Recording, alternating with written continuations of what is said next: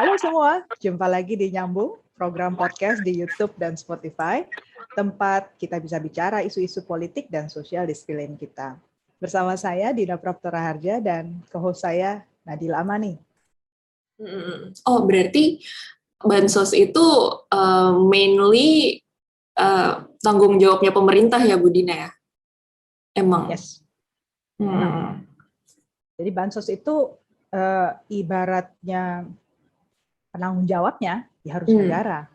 Desainnya harus dari negara, harus jelas nih akuntabilitasnya, siapa yang boleh ngeluarin duit, menghitung sumber datanya apa, besaran per orangnya apa, itu jelas instansinya. Nah, masalahnya nih kalau kita boleh masuk ke kasus Indonesia, nah si Nadila boleh tanya lagi kalau ini. Kasus Indonesia itu instansi yang bertanggung jawab tidak tunggal. Gimana tuh, Bu?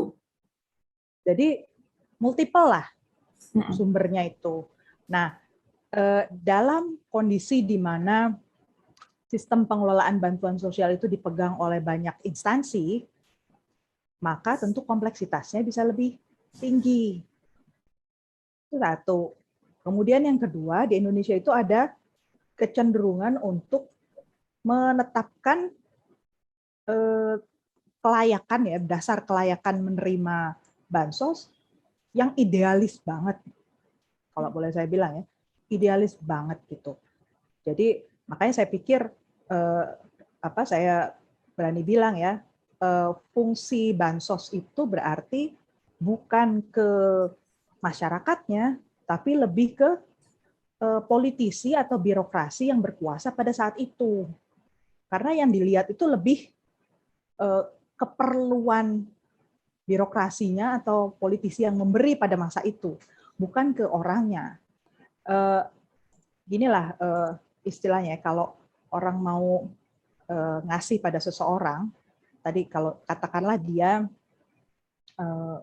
memang daerah yang terdampak buruk wabah gitu ya, ya udah syaratnya dia tinggal di daerah situ, daerah yang misalnya zona merah banget gitu ya, merahnya tuh di level berapa, tingkat kematiannya berapa, berarti kan semua harus di lockdown gitu ya.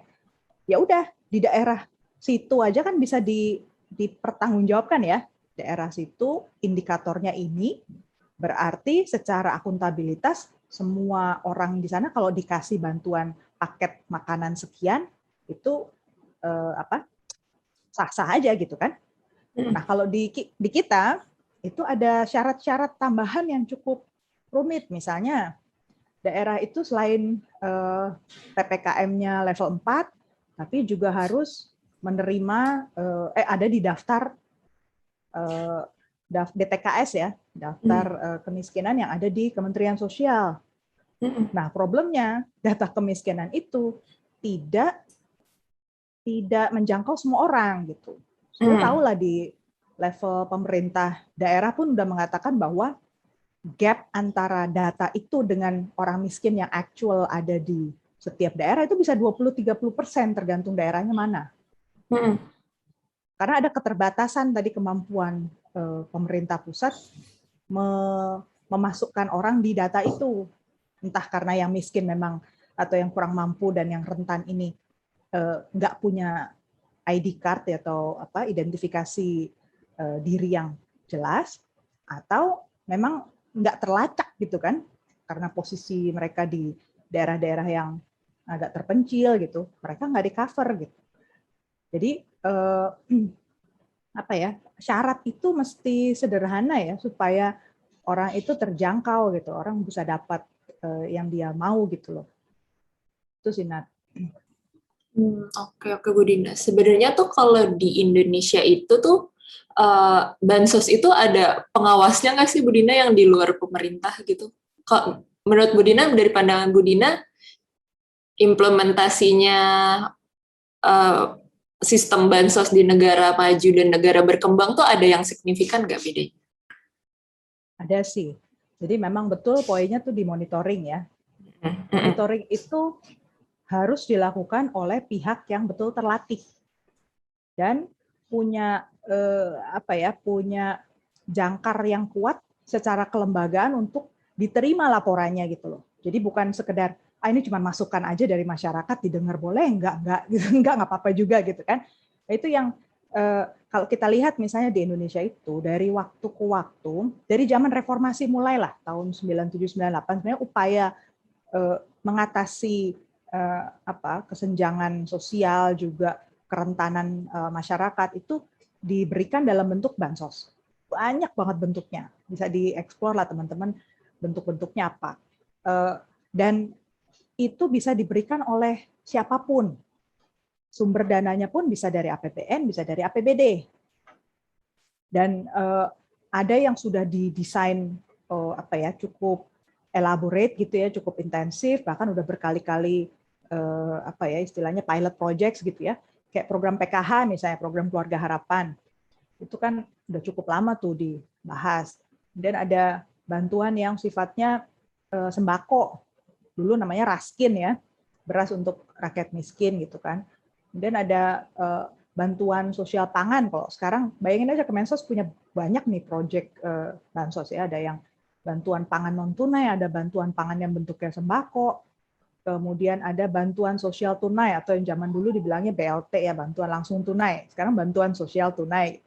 Bantuan sosial tunai aja di Kemensos saat ini nih ya, saat pandemi ada dua kanal.